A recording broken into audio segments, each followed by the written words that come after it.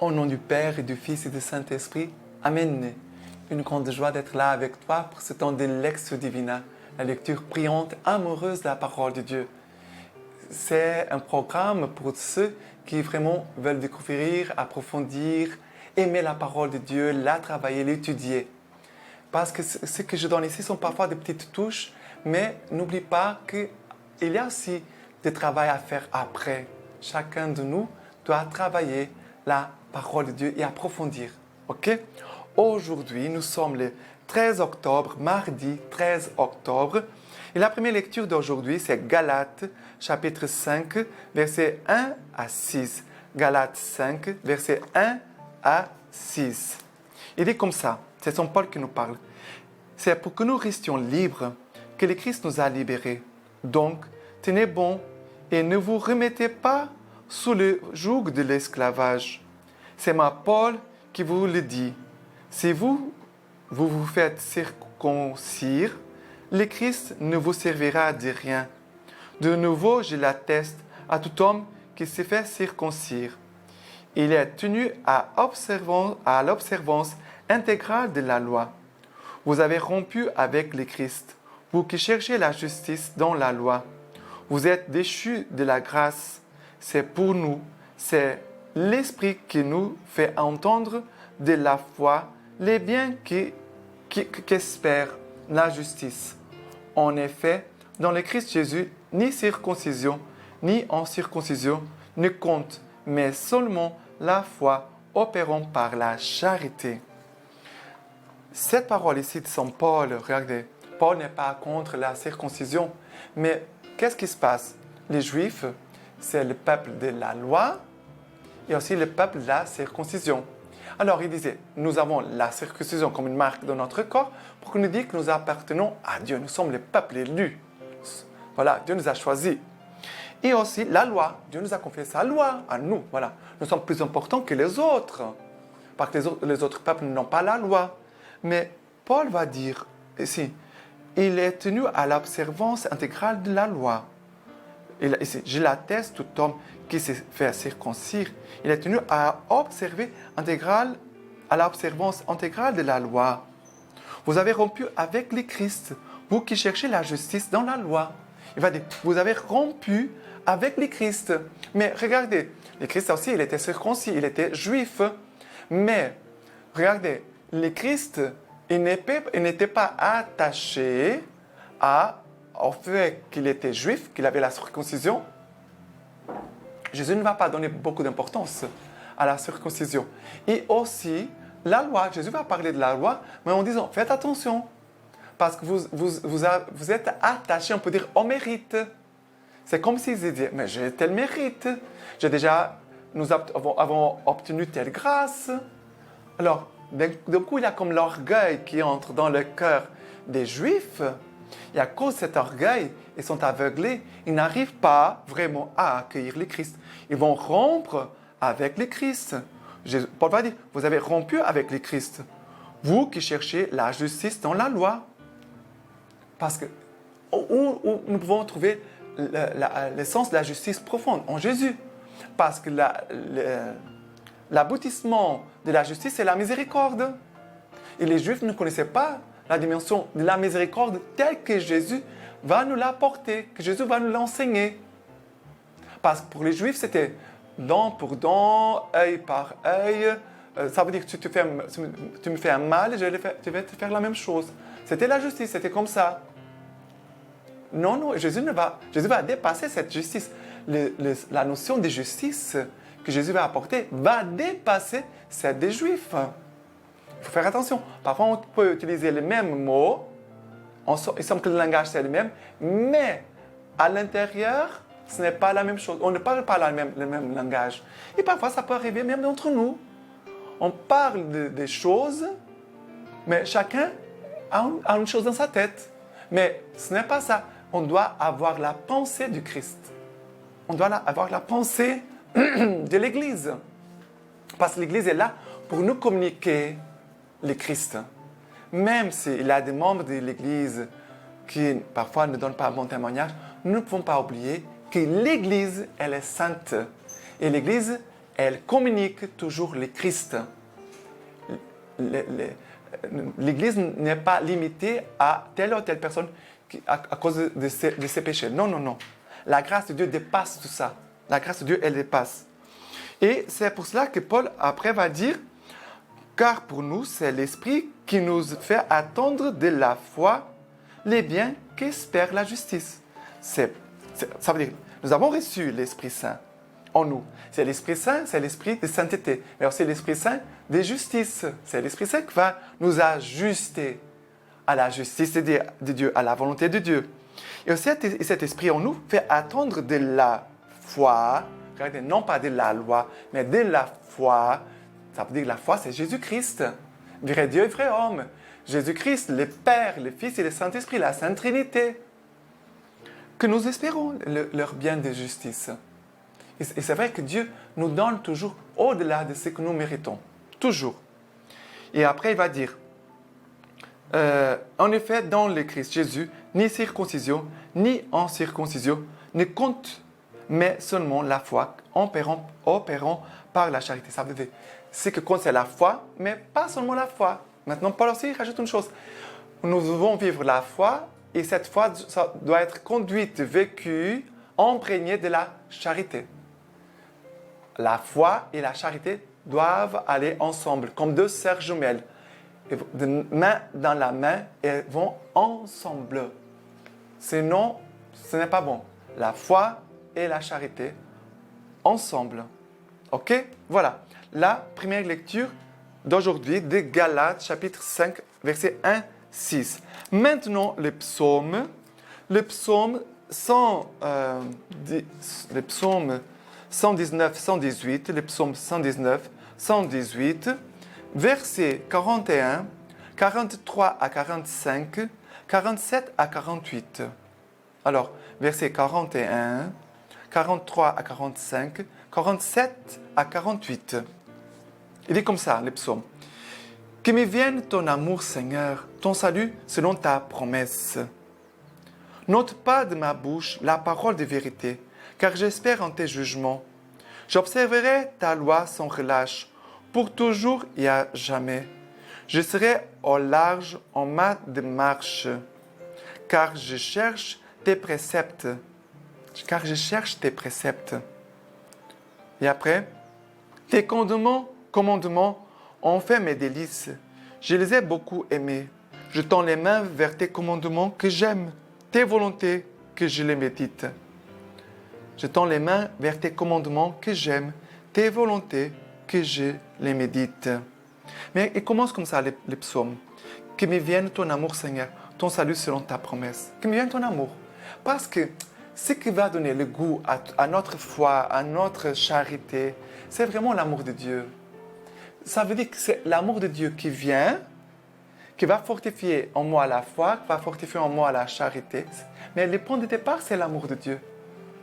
Expérimenter l'amour de Dieu d'une façon concrète. Si je te pose la question, mais comment tu expérimentes aujourd'hui l'amour de Dieu? Ou comment tu l'as expérimenté la première fois? Ou comment dans ta vie tu as expérimenté l'amour de Dieu concrètement? Non pas ici dans notre intelligence, dans notre vie, dans ta vie, concrètement. Parce que c'est à partir de cet amour ici il va dire, n'ôte pas de ma bouche la parole de vérité. Mais pourquoi il faut garder la parole de vérité dans sa bouche? À cause de l'amour du Seigneur. Pourquoi il espère les jugements du Seigneur? Parce qu'il sait que les jugements du Seigneur sont amour. Il va dire, j'observerai ta loi, ça veut dire ton commandement, Seigneur, d'amour, le commandement d'amour de Jésus, pour toujours et à jamais.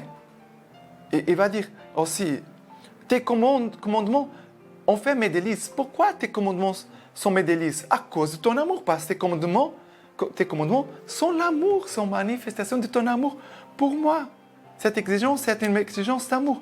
Je les ai beaucoup aimés. Et après, il finit en disant, c'est beau, je les ai beaucoup aimés. Ça veut dire que ton amour vienne, Seigneur, que me vienne ton amour, je t'aime, Seigneur. Que ton amour vienne, Seigneur, je t'aime. C'est beau de voir comme ça cette respiration. J'accueille l'amour de Dieu et je manifeste l'amour de Dieu. J'aime, je suis aimé et j'aime. Je suis aimé et j'aime. OK? Et maintenant, aujourd'hui, l'évangile que nous avons, l'évangile, de Luc chapitre 11, versets 37 à 41. Luc 11, 37 à 41. Tandis qu'il parlait, un pharisien l'invite à déjeuner chez lui. Il entra et se mit à table. Ce que vous voyez, les pharisiens s'étonna de ce qu'il n'eût pas fait d'abord l'absolution avant le déjeuner. Mais le Seigneur lui dit, vous voilà bien, vous les pharisiens. L'extérieur de la coupe et du plat, vous la purifiez, alors que votre intérieur, à vous, est plein de rapines et de méchanceté. Insensé. Celui qui a fait l'extérieur, n'a-t-il pas fait aussi l'intérieur? Donnez plutôt en aumône ce que vous avez, et alors tout sera pur pour vous. Alors, Jésus a été invité par un pharisien. Les pharisiens avaient ils étaient très, très attachés à la loi. À toutes ces lois. Il avait, je crois, plus de 300 commandements de la loi des Juifs. Plus de 300. Alors, et même pour manger, bien sûr, vous allez dire, mais il faut laver les mains pour manger. Mais si Jésus dit, si je suis déjà propre, je n'ai pas besoin de laver. Mais pour eux, c'était comme un rituel. Il fallait toujours laver les mains pour s'assurer d'une purification. Et maintenant, comme il y a une purification, pas que des mains, de mon corps, maintenant je vais manger. C'est ça. Ce ne concerne pas laver les mains parce que j'ai les mains sales. C'est une rite de purification pour les Juifs, les pharisiens. Alors, il s'étonne que Jésus n'a pas fait ça. Mais il n'a pas fait l'ablution. Il n'a pas fait l'ablution avant de manger. Et qu'est-ce que Jésus va dire? Vous voilà bien, vous les pharisiens. L'extérieur de la coupe et du plat, vous les purifiez. Vous êtes attachés à l'extérieur. Voilà, les rites, on lave les mains, on fait comme ça, on fait comme ça, on fait comme ça. Mais vous avez les mêmes soins avec votre âme. C'est là que Jésus est en train de poser la question. Faire quelque chose d'extérieur, laver les mains, c'est rapide, c'est facile. Hein? Mais laver notre âme, ça fait du travail. Hein? Ça fait du travail. Le repentir, la confession, la prière, le renoncement au péché, de faire des efforts de conversion. C'est là le travail de la purification intérieure. C'est comme tu as une grosse gamelle, toute noircie, toute sale. Bon, ça fait du travail. Elle a été brûlée. Ça fait du travail. C'est comme ça. Quel travail, quel effort tu fais pour nettoyer ton âme, pour purifier ton âme. Bien sûr que c'est l'action de Dieu. Ce n'est pas notre action à nous de purifier notre intérieur. Mais il y a notre participation. Il y a la grâce qui vient, il y a aussi notre participation. C'est les deux, toujours, les deux. La main de Dieu et ma main. On travaille ensemble. D'accord? Et voilà, je vais dire, mais votre intérieur est plein de rapines et de méchanceté. Mon Dieu, quelle tristesse. Et je vais dire insensé. C'est lui qui a fait l'extérieur. N'a-t-il fait aussi l'intérieur? C'est lui qui a fait l'intérieur. N'a pas fait l'extérieur aussi? C'est lui qui a fait l'extérieur, pardon. N'a-t-il fait aussi l'intérieur? Jésus est en train de dire, voilà, je suis pur. Je suis pur. Il n'y a pas en moi de tâches. Bien sûr qu'ils ont compris que Jésus parlait du péché parce que Jésus a parlé de la rapine et la méchanceté. Il va comprendre, il est en train de parler d'une autre chose. Il n'est pas en train de parler des choses extérieures. Il parle de l'intérieur. Mon âme. Et Jésus après va dire, donnez plutôt en aumône ce que vous avez, et alors tout sera pur pour vous. Pourquoi Jésus demande de faire de l'aumône? Parce que ce sont des gestes de repentir. Ce n'est pas pour maintenant, je vais donner des choses. Maintenant, je vais donner des choses aux autres. Attends. Ce n'est pas que de donner des choses pour donner. C'est donner comme signe de repentir. C'est un signe de renoncement. Je renonce à tel péché, je renonce à telle méchanceté et je vais partager mes biens pour montrer que je veux me détacher de mon péché et que je veux m'attacher au Christ.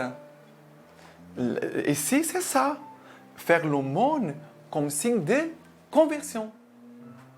C'est pour ça que Jésus, dans l'Évangile, aussi dans d'autres moments, va parler de l'aumône. Pour dire, voilà, quand tu fais l'aumône, faites de façon que les gens ne le voient pas, d'une façon très discrète. Ok? Voilà. Et aussi, pour la lecture patristique d'aujourd'hui, c'est Saint Colombin Abbé, il parle, c'est la souffrance du péché. Ton Dieu sera ta lumière éternelle, c'est le titre. Ton Dieu sera ta lumière éternelle. Qui sont donc heureux, qui sont dignes d'envie les serviteurs que le maître à son retour trouvera vigilants. Et pour moi, qui suis ton serviteur, malgré mon indignité, Dieu veuille m'éveiller du sommeil de mon indolence. Qu'il fasse briller en moi le feu de l'amour divin, que la flamme de son amour monte plus haut que les étoiles, que brûle sans cesse au-dedans de moi le désir de répondre à son infinie tendresse. C'est beau. C'est beau, il dit, que brûle sans cesse au-dedans de moi le désir de répondre à son infinie tendresse. Ô Christ, daigne allumer toi-même nos lampes, toi notre Sauveur, plein de douceur, fais-les brûler sans fin dans ta demeure et recevoir de toi, lumière éternelle, une lampe indéfectible, que ta lumière dissipe nos propres ténèbres et que par nous, elle fasse reculer les ténèbres du monde. Qu'à ta lumière, je ne cesse de te voir, de tendre vers toi mon regard et mon désir. Alors dans mon cœur, je ne verrai que toi seul, et en ta présence, ma lampe sera toujours allumée et ardente. Sois notre seul désir, nuit et jour, notre seule méditation, notre continuelle pensée, d'en répandre en nous assez de ton amour pour que nous aimions Dieu comme il convient. Remplis-nous de ton amour jusqu'au plus intime de nous-mêmes, qui nous possède tout entier et que ta charité pénètre toutes nos facultés pour que nous ne sachions plus rien aimer sinon toi qui es éternel. Que nous ne sachions plus rien aimer sinon toi qui es éternel. Et maintenant, je vous laisse la bénédiction du Seigneur, lui qui est tout-puissant, que vous bénisse et vous garde, lui qui est Père, Fils et Saint-Esprit. Amen.